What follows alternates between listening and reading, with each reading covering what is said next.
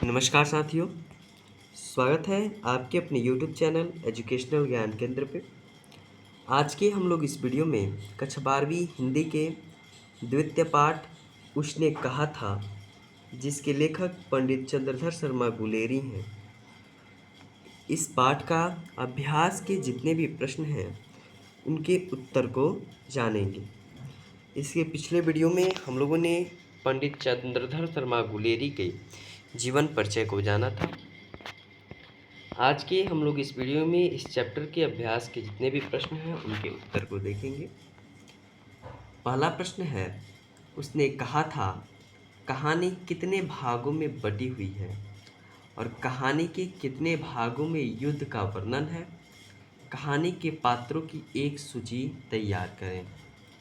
तो उत्तर लिखेंगे कि उसने कहा था कहानी को 5 भागों में बांटी गई है और इस पूरी कहानी में 3 भागों में युद्ध का वर्णन है। दूसरे, तीसरे और चौथे भाग में युद्ध का दृश्य है। प्रश्न नंबर दूसरा, कहानी के पात्रों की एक सूची तैयार करें। इसका उत्तर लिखेंगे कि कहानी में कई पात्र हैं, जिनमें से कुछ प्रमुख हैं और कुछ गौण मतलब प्रमुख नहीं हैं। कहानी के पात्रों के नाम निम्नलिखित हैं, जैसे कि लहना सिंह जो कि कहानी का नायक है, एक्टर है। सूबेदारनी, सूबेदार हजारा सिंह। बोधा सिंह जो कि सूबेदार का बेटा और सूबेदारनी का बेटा था। अंतरा सिंह जो लड़की का मामा था।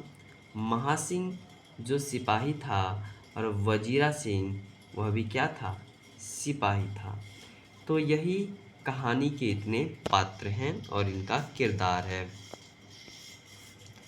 प्रश्न नंबर 3 है कि लहना सिंह का परिचय अपने शब्दों में दें। उत्तर लिखेंगे, लहना सिंह एक वीर सिपाही हैं।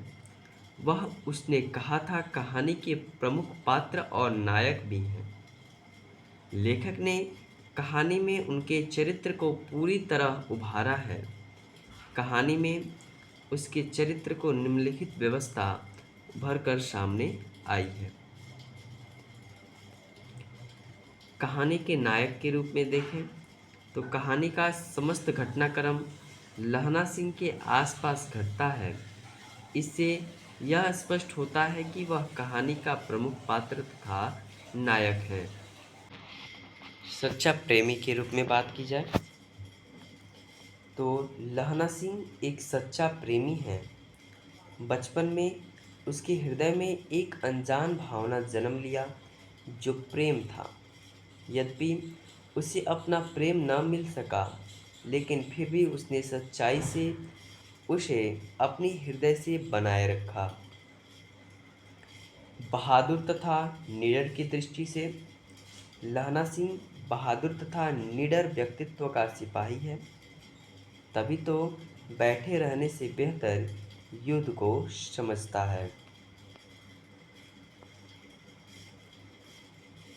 वचन पालन की दृष्टि से सूबेदारनी लहना सिंह से अपने पति और बेटे के प्राणों की रक्षा करने के लिए बात कहती है, लेकिन जो लहना सिंह ने उसे एक वचन की तरह निभाया और उसे अपने प्राण न्यौछावर कर दिए।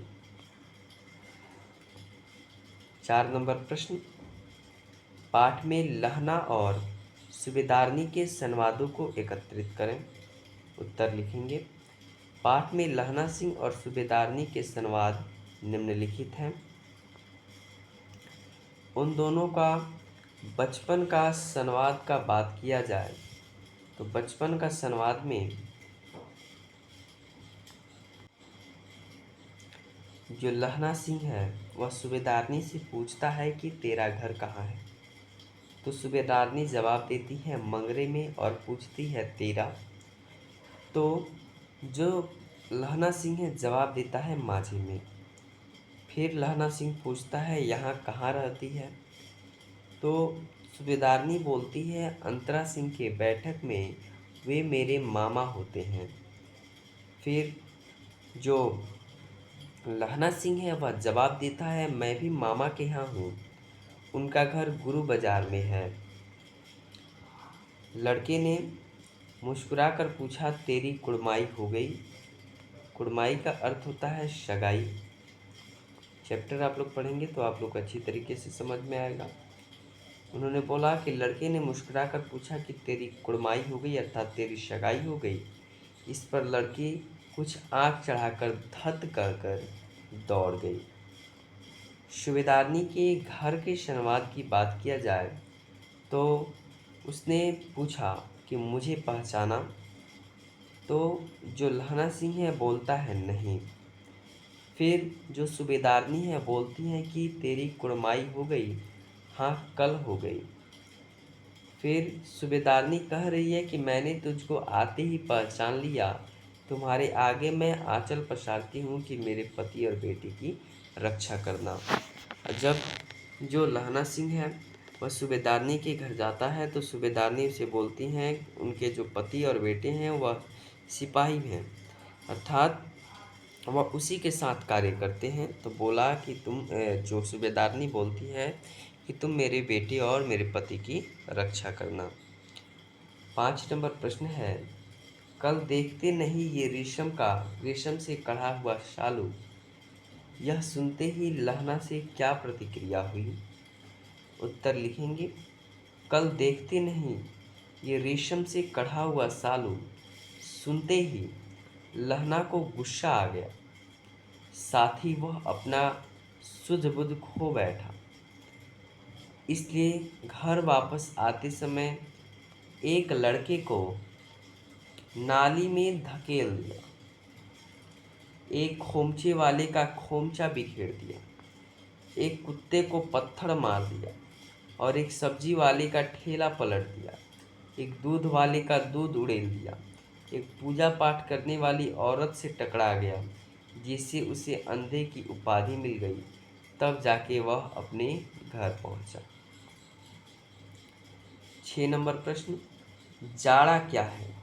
मौत है और निमोनिया से मरने वाले को मुरब्बे नहीं मिला करते। वजीरा सिंह के इस कथन का क्या आशय है? इसका उत्तर लिखेंगे कि जाड़ा क्या है? मौत है और निमोनिया से मरने वाले को मुरब्बे नहीं मिला करते। वजीरा सिंह के इस कथन का आशय है कि वहाँ युद्ध के मैदान में अत्यधिक ठंडी पड़ रही है,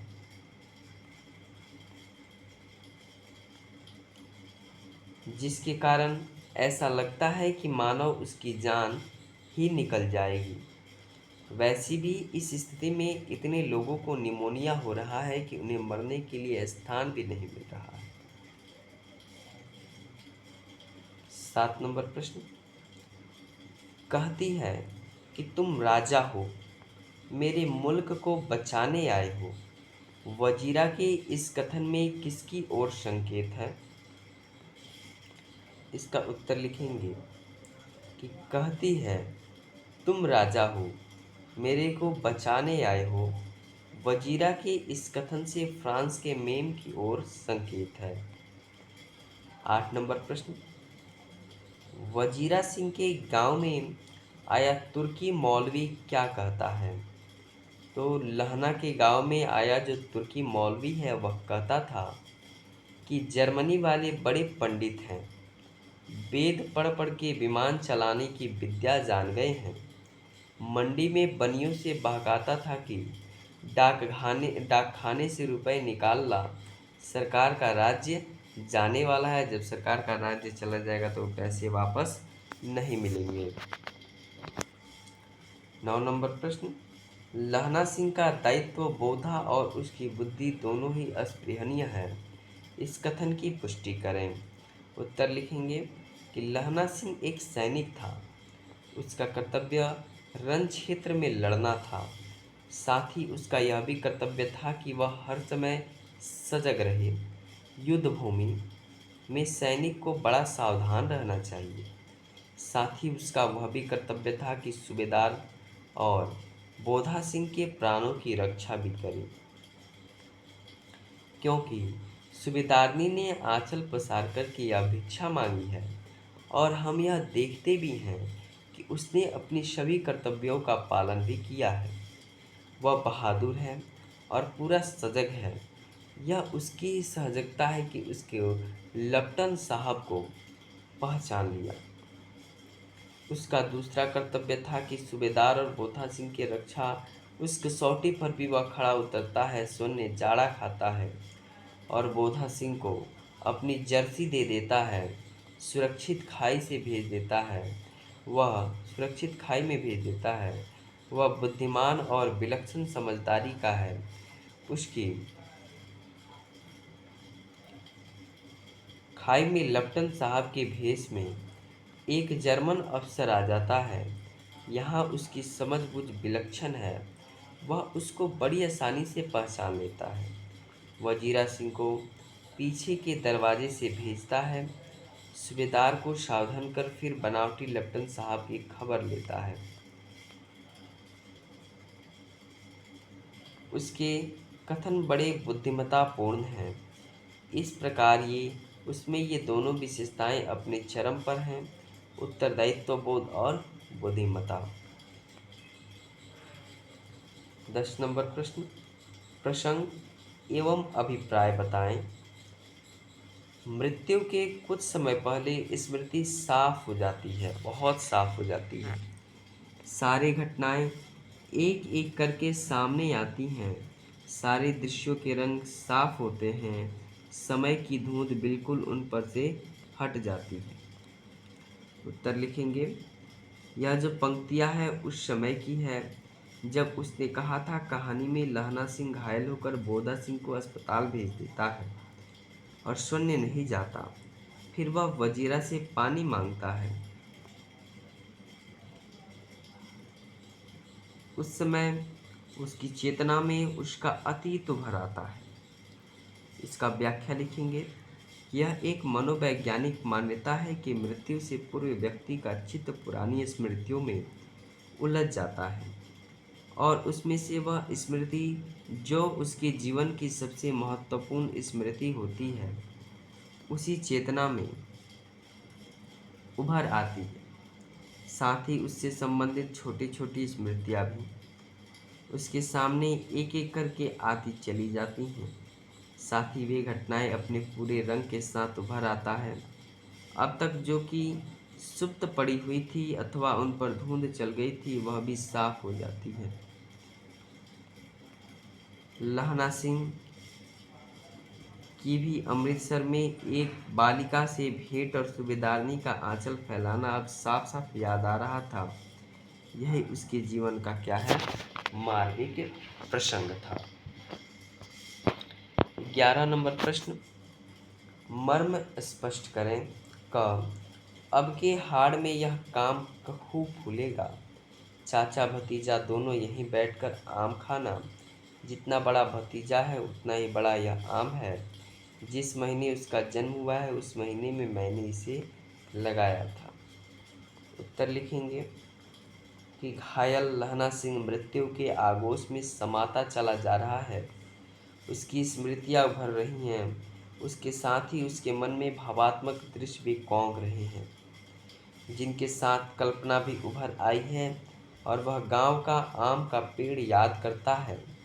कल्पना बड़ी सुखद है, सामयिक है और वह भावी कल्पना में डूब जाता है। इसी कल्पना से उसके सामने से उसके मृत्यु का भय टलता जाता है। वह यह कल्पना करता है कि वह जिएगा, मृत्यु पर भी विजय पाएगा और सुखी जीवन भी जिएगा और उसका जिज्ञासा, वही इसका क्या है, जिज्ञासा है। ख नंबर, और अब घर जाओ तो कह देना कि मुझे जो उसने कहा था वह मैंने कर दिया।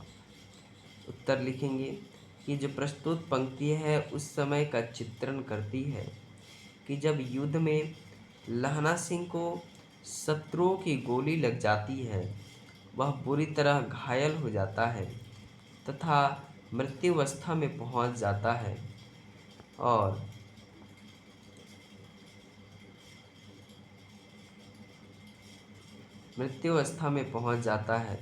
अपना अंतिम समय निकट जानकर वह वजीरा सिंह से कहता है कि जब वह घर जाए तो सूबेदारनी से कहे कि उसे लहना सिंह को जो करने के लिए कहा था करने के लिए कहा था वह काम लहना सिंह ने पूरा कर दिया, अर्थात उसने अपने जीवन को त्याग कर उसके पति वजीरा सिंह व उसके पुत्र बोधा सिंह के प्राणों की रक्षा की है।